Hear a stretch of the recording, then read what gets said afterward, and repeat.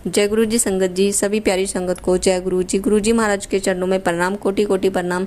संगत जी, हिमाचल से एक आंटी जी हैं, उनका नाम अनीता है। उनका सत्संग आप सभी के बीच में शेयर करूंगी। शेयर करने से पहले सभी से रिक्वेस्ट है कि आप जब भी अपना ऑडियो सत्संग रिकॉर्ड करके भेजें तो प्लीज़ एक बार चेक कर लीजिए आपके आसपास से कोई आवाज़ तो नहीं आ रही है, आपकी वॉइस क्लियर आ रही है नहीं आ रही है, और आपकी वो वॉइस भी थोड़ी सी देखे तेज़ होनी चाहिए। कई बार क्या है कि आंटी जी सत्संग भेजते हैं तो उनकी आवाज़ बिल्कुल भी क्लियर नहीं होती है और आवाज़ भी इतनी कम होती है कि हम भी सत्संग उनका नहीं सुन पाते। तो प्लीज़ इस चीज़ का ध्यान रखें। और सभी से एक रिक्वेस्ट हो रहा है कि देखिए, जब भी आप सत्संग भेजें तो प्लीज़ ऑडियो रिकॉर्ड कर कर ही भेजें, क्योंकि मुझे बहुत सारी प्रॉब्लम्स होती है जब मैं आपके सत्संग को पढ़कर शेयर करती हूँ। तो संगत जी, सभी से रिक्वेस्ट है कि ऑडियो रिकॉर्ड कर कर भेजें। जय गुरु जी संगत जी, श्री गणेशाय नमः। जय माँ काली, जय श्री राम, जय बजरंगबली, जय गुरु जी। संगत जी, आज मैं अपना शुक्राना सत्संग शेयर करने जा रही हूँ। आप सबको नवरात्रि के चौथे दिन की हार्दिक शुभकामनाएं। माता रानी सभी संगत जी के ऊपर अपनी कृपा बनाए रखें। माँ काली, माँ दुर्गा के प्रत्येक स्वरूप के चरणों में मैं कोटि कोटि प्रणाम करती हूँ। गुरु जी के चरणों में कोटि कोटि प्रणाम करती हूँ। अनंतम अनंतम शुक्राना गुरु जी, अनंतम अनंतम बार आपको प्रणाम गुरु जी। अनंतम अनंतम शुक्राना माँ काली, अनंतम अनंतम शुक्राना बजरंग बली। आप सभी के चरणों में कोटि कोटि प्रणाम। संगत जी, आज मैं अपना तीसरा सत्संग शेयर करना चाहती हूँ आप सबके साथ। मैं आप लोगों के साथ एक घटना शेयर करना चाहती हूँ। पिछले 1.5 साल से मेरी जॉब नहीं लग रही थी, और मैं जल्दी बता रही हूँ क्योंकि सत्संग लंबा हो जाता है तो बहुत लोग लंबे सत्संग को सुनना पसंद नहीं करते हैं, क्योंकि हम इंसान हैं ना संगत जी, हमारे पास और भी काम होते हैं।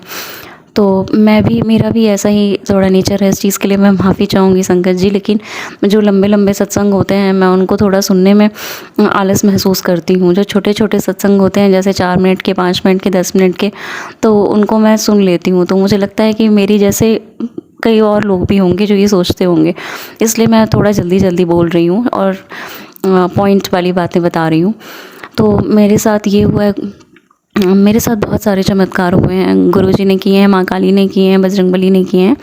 आज मैं एक घटना शेयर करना चाहती हूँ आप सबके साथ कि मेरी पिछले 1.5 साल से जॉब नहीं लग रही थी, और मेरे मंदिर में एक माँ लक्ष्मी की एक खंडित मूर्ति रखी हुई थी।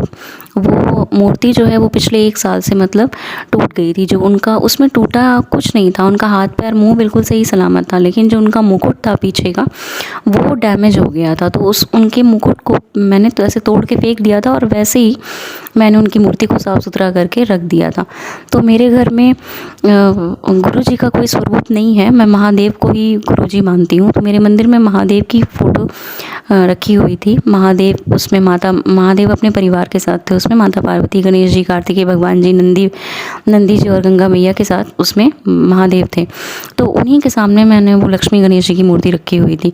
तो यूट्यूब पे बार मैसेजेस आते थे गुरु जी के कि पुत्र तू अब मेरे स्वरूप के आगे से ये चीज़ हटा, मुझे बिल्कुल पसंद नहीं है, मुझे बिल्कुल पसंद नहीं है। अब मैं समझ नहीं पाती थी, तो मैं बार जाके अपने मंदिर में देखती थी कि क्या ऐसी चीज़ उनके स्वरूप के सामने रखी हुई है। फिर मैं सोचती थी कि मेरे पास तो गुरु जी का स्वरूप भी नहीं है। फिर बहुत मतलब कुछ हफ्तों बाद मुझे समझ में आया कि गुरु जी जो है वो महादेव है, मतलब यूट्यूब पे देखते देखते। तो उसके बाद मैंने देखा कि महादेव की फ़ोटो के सामने मैंने ऐसा क्या रख दिया है।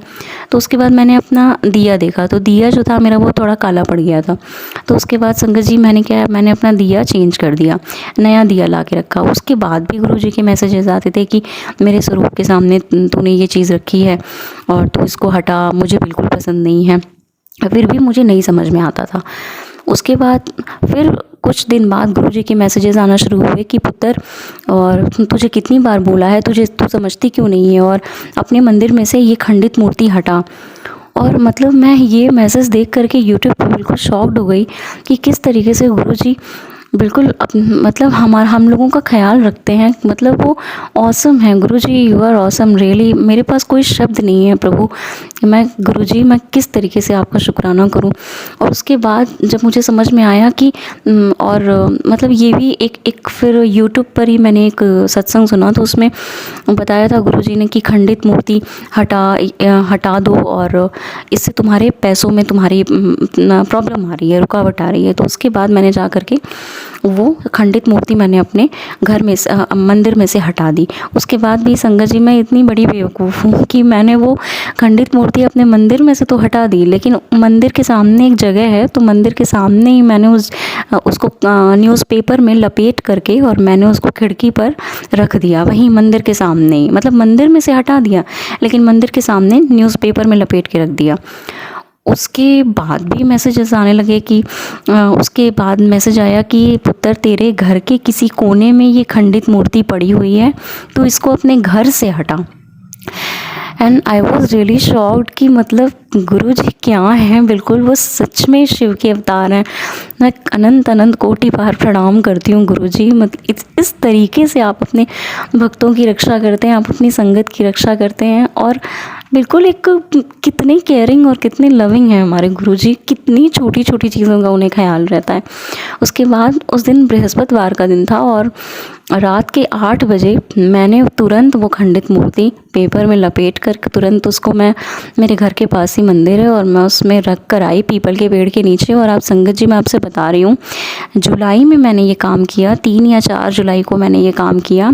7 तारीख को हमारे गुरुजी का बर्थडे था और 10 जुलाई होते होते मेरी जॉब लग गई। और मतलब ये बिल्कुल चमत्कार से भी बड़ा चमत्कार है और इस बात को मैं कभी नहीं भूल सकती।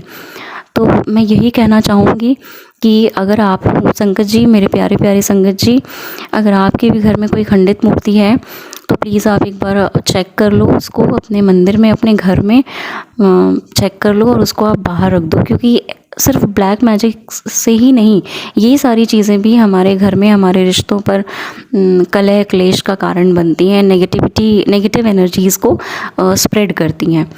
तो यही चीज़ मुझे शेयर करना था। और मतलब मैं बहुत बहुत भाग्यशाली मानती हूँ कि गुरुजी ने मेरे ऊपर और मेरे परिवार के प्रत्येक सदस्य पर अपनी कृपा दृष्टि बनाए हुए हैं।